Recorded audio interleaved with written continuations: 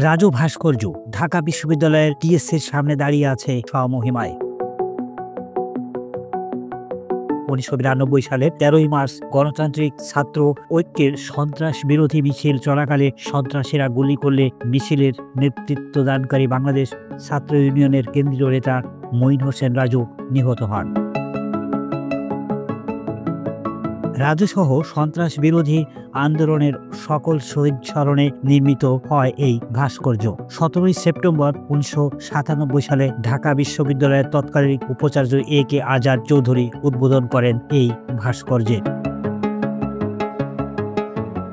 এই ভাস্কর্যটি নির্মাণে জড়িত শিল্পীরা ছিলেন ভাস্কর শ্যামল চৌধুরী ও সহযোগী গোপাল পাল। নির্মাণ ও স্থাপনের অর্থায়নে ছিলেন ঢাকা বিশ্ববিদ্যালয়ের প্রাক্তন শিক্ষক আতাউদ্দিন খান আতা খান ও মুন্সিগঞ্জ বিক্রমপুর সমিতির সভাপতি লায়ন নজরুল ইসলাম খান বাদল। ভাস্কর্যটির সার্বিক তত্ত্বাবধানে রয়েছেন বাংলাদেশ ছাত্র ইউনিয়ন।